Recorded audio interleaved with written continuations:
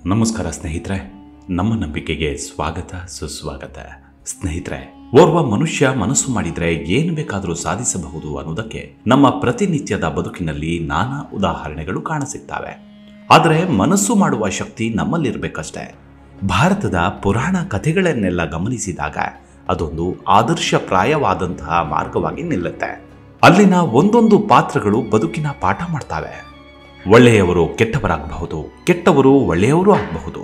ಕೀರ್ತಿ ಅಪಕೀರ್ತಿಗಳಲ್ಲಿ ಪೂರ್ವ ಜನ್ಮದ ಸುಕೃತ ಫಲ ಈ ಜನ್ಮದಲ್ಲಿ ಮಾಡಿದ ಕರ್ಮಾನುಸಾರದ ಫಲ ಲಭಿಸುತ್ತೆ ಅನ್ನೋದು ಸನಾತನ ನಂಬಿಕೆ. ದೇಹ, ಆತ್ಮ, ಮನಸ್ಸು ನಿಗ್ರಹಿಸಿ ತಪಸ್ಸಿಗೆ ಕುಳಿತ ಮಹಾನ್ ತಪಸ್ವಿಗಳು ಅದೆಷ್ಟೋ ಮಂದಿ. ಆದರೆ ಮನಸ್ಸು ಮಾಡಿದ್ರೆ ಅದೆಂಥದ್ದೇ ಆದರೂ ವಿಧಿಯನ್ನೇ ಬದಲಿಸುವ ಶಕ್ತಿ ಬರುತ್ತೆ ಅನ್ನೋದಕ್ಕೆ ಬ್ರಹ್ಮರ್ಷಿ ವಿಶ್ವಾಮಿತ್ರರೇ ನಮ್ಮೆಲ್ಲರಿಗೂ ಗುರುವಾಗಿ, ದೇವರಾಗಿ, ಮನುಷ್ಯರಾಗಿ ಉದಾಹರಣೆಯಾಗ್ತಾರೆ. ಓರ್ವ ಮನುಷ್ಯ ತಪಶಕ್ತಿಯಿಂದ ಏನು ಬೇಕಾದರೂ ಸಾಧಿಸಬಹುದು ಅನ್ನೋದನ್ನ ಇಡೀ ಜಗತ್ತಿಗೆ ಸಾರಿದ ಮಹಾನ್ ತಪಸ್ವಿ. ಮಂತ್ರಗಳಲ್ಲೇ ಶ್ರೇಷ್ಠವಾದ ಗಾಯತ್ರಿ ಮಂತ್ರವನ್ನ ಮನುಕುಲಕ್ಕೆ ನೀಡಿದ ಶ್ರೇಷ್ಠ ಋಷಿವರಿಯರು. ಬನ್ನಿ, ಹಾಗಿದ್ರೆ ಇವತ್ತಿನ ಎಪಿಸೋಡ್ನಲ್ಲಿ ವಿಶ್ವಾಮಿತ್ರರ ಕುರಿತಾದ ಕೆಲವೊಂದು ಕೌತುಕ ಭರಿತ ಮಾಹಿತಿಯನ್ನ ತಿಳಿದುಕೊಳ್ತಾ ಹೋಗೋಣ. ಅದಕ್ಕೂ ಮುನ್ನ ನಮ್ಮ ನಂಬಿಕೆಗೆ ನಿಮ್ಮ ಬೆಂಬಲವಿರಲಿ.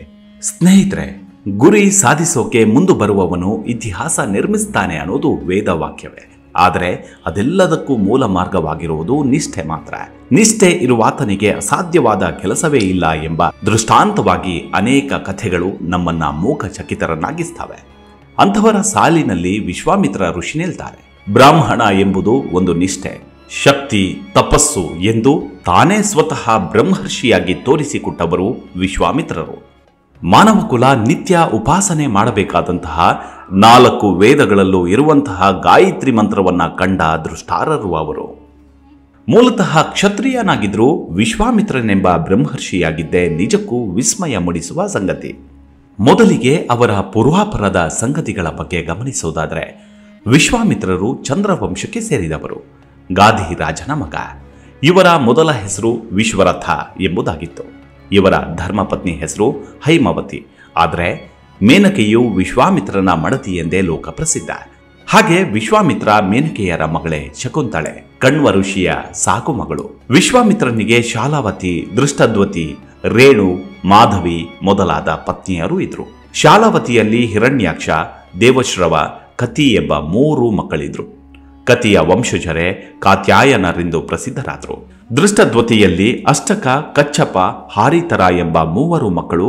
ರೇಣು ಎಂಬ ಪತ್ನಿಯಿಂದ ಈ ಬ್ರಹ್ಮರ್ಷಿಗೆ ರೇಣುಮಾನ್, ಸಂಕೃತಿ, ಗಾಲವ, ಮುದ್ಗಲ, ಮಧುಚಂದ್ರ, ಜಯ ಹಾಗೂ ದೇವಲ ಎಂಬ ಪುತ್ರರಾದರು. ಹೀಗೆ ಗಾದಿ ತನ್ನಯ್ಯನಾದ ಕೌಶಿಕ ರಾಜ ಕುಶ ರಾಜ್ಯವನ್ನಾಳಿಕೊಂಡು ಖುಷಿಯಾಗಿದ್ದ.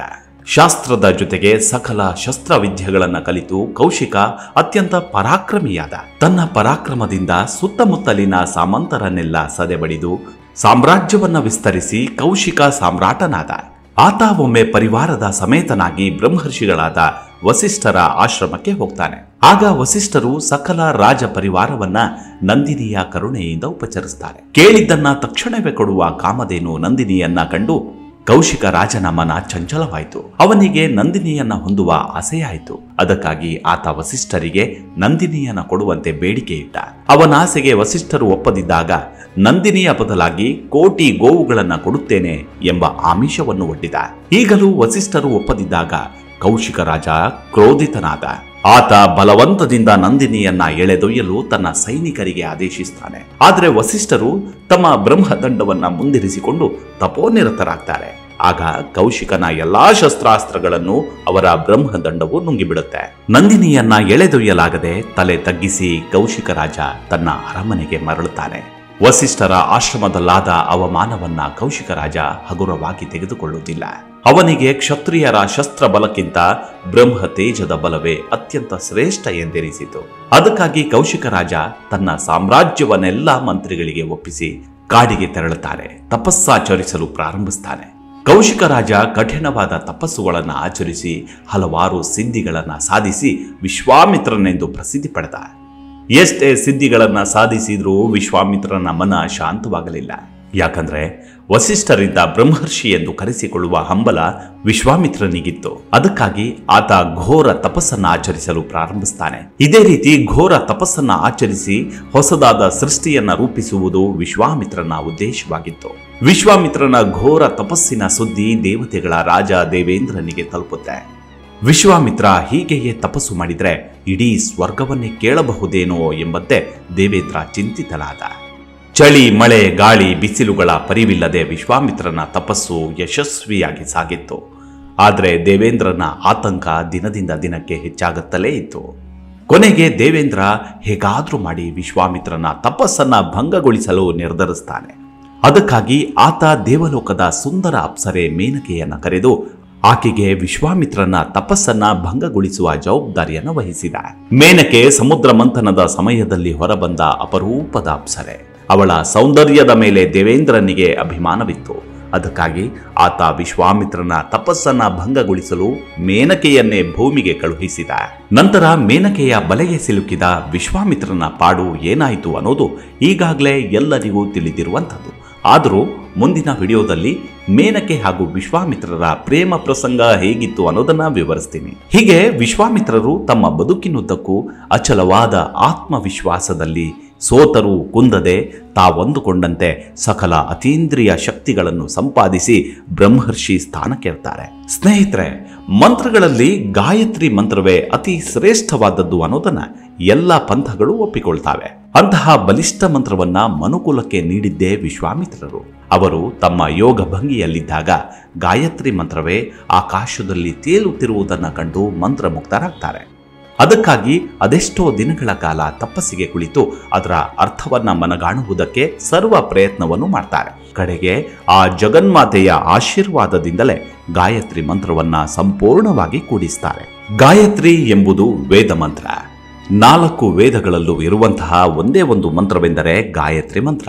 ಇದು ಸೂರ್ಯೋಪಾಸನ ಮಂತ್ರ. ಇದು ಬ್ರಹ್ಮದೇವನಿಂದ ಅನುಗ್ರಹಿಸಲ್ಪಟ್ಟದ್ದಾದರೂ ವಿಶ್ವಾಮಿತ್ರರು ಪ್ರಪ್ರಥಮವಾಗಿ ಸಿದ್ಧಿ ಮಾಡಿಕೊಂಡು ಬ್ರಹ್ಮಜ್ಞಾನ ಪಡೆದು ಲೋಕಕ್ಕೆ ಪ್ರಚಾರಪಡಿಸಿದವರು. ಆದುದರಿಂದಲೇ ಗಾಯತ್ರಿ ಮಂತ್ರದ ಪುರಶ್ಚರಣದ ಕೀರ್ತಿ ವಿಶ್ವಾಮಿತ್ರರಿಗೆ ಸಲ್ಲುತ್ತೆ. ವಿಶ್ವಾಮಿತ್ರ ಋಷಿ ಗಾಯತ್ರಿ ಛಂದಃ ಸವಿತಾ ದೇವತಾ ಎಂಬುದು ಗಾಯತ್ರಿ ಮಂತ್ರದ ಆರಂಭಿಕ ಶ್ಲೋಕ. ಸವಿತೃ ಸೃಷ್ಟಿಕರ್ತ ಸೂರ್ಯನಾರಾಯಣ. ಕಾಮಧೇನು ಪ್ರಕರಣದ ನಂತರ ವಸಿಷ್ಠ ವಿಶ್ವಾಮಿತ್ರರೆಂದರೆ ಪೂರ್ವ ಪಶ್ಚಿಮದಂತೆ. ಒಮ್ಮೆ ಹರಿಶ್ಚಂದ್ರನ ಸತ್ಯತೆಯ ಬಗ್ಗೆ ವಸಿಷ್ಠ ವಿಶ್ವಾಮಿತ್ರರಲ್ಲಿ ವಾಗ್ವಾದವಾಯಿತು. ಕೊನೆಗೂ ವಸಿಷ್ಠನ ಮಾತಿನಂತೆ ಸತ್ಯದಲ್ಲಿ ಹರಿಶ್ಚಂದ್ರನೇ ಗೆದ್ದುಕೊಂಡು ಲೋಕಕ್ಕೆ ಸತ್ಯ ಹರಿಶ್ಚಂದ್ರನಾದ ಕಥೆ ನಾವೆಲ್ಲ ತಿಳಿದಿದ್ದೇವೆ. ಇಲ್ಲಿ ಹರಿಶ್ಚಂದ್ರನ ಸತ್ಯವ್ರತವನ್ನ ಮೆಚ್ಚಿ ತಾನು ಅವನಿಂದ ವಾಗ್ದಾನ ಪಡೆದ ರಾಜ್ಯವನ್ನ ಹಿಂದಕ್ಕೆ ಕೊಟ್ಟಿದ್ದಲ್ಲದೆ ವಿಶ್ವಾಮಿತ್ರರು ತನ್ನ ಅದುವರೆಗಿನ ತಪಶಕ್ತಿಯನ್ನ ಸತ್ಯ ಹರಿಶ್ಚಂದ್ರನಿಗೆ ಧಾರೆಗೆರೆಯುವುದು ಈ ಮಹರ್ಷಿಯ ಹಿರಿದಾದ ತ್ಯಾಗ. ವಿಶ್ವಾಮಿತ್ರರು ತ್ರಿಶಂಕುವಿಗೆ ಸ್ವರ್ಗ ನಿರ್ಮಿಸಿಕೊಟ್ಟಿದ್ದು ಒಂದು ಕುತೂಹಲಭರಿತ ಕಥೆ. ಹರಿಶ್ಚಂದ್ರನ ತಂದೆಯಾದ ತ್ರಿಶಂಕು ರಾಜ ಒಮ್ಮೆ ತಾನು ಸಶರೀರವಾಗಿ ಸ್ವರ್ಗವೇರಬೇಕೆಂದು ಆಸೆಪಟ್ಟನಂತೆ. ಅದಕ್ಕಾಗಿ ತನ್ನಿಂದ ಯಜ್ಞ ಯಾಗಾದಿಗಳನ್ನ ಮಾಡಿಸಬೇಕೆಂದು ವಸಿಷ್ಠನಲ್ಲಿ ವಿನಂತಿಸಿಕೊಂಡನಂತೆ. 3 ಪಾಪಗಳನ್ನು ಮಾಡಿದ ತ್ರಿಶಂಕುವು ಸ್ವರ್ಗವೇರಲು ಅನರ್ಹನು ಎಂದು ಬಗೆದು ವಸಿಷ್ಠರು ತ್ರಿಶಂಕುವಿನ ಕೋರಿಕೆಯನ್ನ ನಿರಾಕರಿಸಿದರು. ಮುಂದೆ ವಿಶ್ವಾಮಿತ್ರನಲ್ಲಿ ಹೋಗಿ ವಿನಯದಿಂದ ಪ್ರಾರ್ಥಿಸಿಕೊಂಡ. ಅದರ ಪರಿಣಾಮವಾಗಿ ವಿಶ್ವಾಮಿತ್ರರು ತ್ರಿಶಂಕುವಿಗೆ ಸಹಾಯ ಮಾಡಿದರು. ಆದರೆ ತ್ರಿಶಂಕುವಿಗೆ ಸ್ವರ್ಗ ಸೇರಿಸುವ ಹಕ್ಕು ಇಲ್ಲವೆಂದು ದೇವೇಂದ್ರನು ಅವರನ್ನ ಕೆಳಗೆ ನೂಕಿದ. ವಿಶ್ವಾಮಿತ್ರರು ಮೇಲೇರುವಂತೆ ದುಡಿದರು. ಇದರಿಂದಾಗಿ ಮೇಲೆ ಸ್ವರ್ಗವೂ ಇಲ್ಲದೆ ಕೆಳಗೆ ಭೂಮಿಯೂ ಇಲ್ಲದೆ ಪ್ರತ್ಯೇಕ ಒಂದು ಸ್ವರ್ಗವನ್ನ ವಿಶ್ವಾಮಿತ್ರರೇ ನಿರ್ಮಿಸಿ ಅದರ ಆಡಳಿತವನ್ನ ತ್ರಿಶಂಕುವಿಗೆ ಒಪ್ಪಿಸಿದರಂತೆ. ಇದುವೇ ಮುಂದೆ ಆ ಕಡೆಯೂ ಇಲ್ಲ ಈ ಕಡೆಯೂ ಇಲ್ಲ ಎಂಬ ಇಕ್ಕಟ್ಟಿನ ಪರಿಸ್ಥಿತಿಗೆ ತ್ರಿಶಂಕು ಸ್ವರ್ಗ ಎಂಬ ನುಡಿಗಟ್ಟಾಯಿತು. ರಾಮಾಯಣದಲ್ಲೂ ವಿಶ್ವಾಮಿತ್ರರ ಪಾತ್ರವಿದೆ. ಋಷಿ ಮುನಿಗಳ ಯಜ್ಞ ಯಾಗಾದಿಗಳಿಗೆ ಉಪಟಳ ಕೊಡುತ್ತಿದ್ದ ಸುಬಾಹು, ಮಾರೀಚ ಮೊದಲಾದ ರಾಕ್ಷಸರನ್ನ ಸದೆಬಡಿಯಲು ಬಾಲಕರಾದ ರಾಮ ಲಕ್ಷ್ಮಣರೇ ಯೋಗ್ಯರೆಂದು ಬಗೆದು ಅಯೋಧ್ಯೆಗೆ ತೆರಳುತ್ತಾರೆ. ರಾಕ್ಷಸರ ಸಂಹಾರಕ್ಕಾಗಿ ರಾಮ ಲಕ್ಷ್ಮಣರನ್ನ ಕಳುಹಿಸಿಕೊಡಬೇಕೆಂದು ಅವರಿಗೆ ಧನುರ್ವಿದ್ಯಾ ಶಿಕ್ಷಣ ನೀಡಿ ಪಳಗಿಸುತ್ತೇನೆಂದು ದಶರಥರಲ್ಲಿ ವಿನಂತಿಸುತ್ತಾರೆ. ನಂತರ ವಸಿಷ್ಠರ ಶಿಫಾರಸಿನ ಮೇರೆಗೆ ದಶರಥನು ಬಾಲಕರನ್ನ ಕಳುಹಿಸುತ್ತಾನೆ.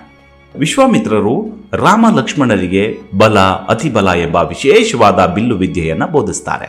ಈ ಮೂಲಕ ಲೋಕ ಕಂಟಕರ ವಿನಾಶಕ್ಕೆ ಕಾರಣನಾಗ್ತಾನೆ.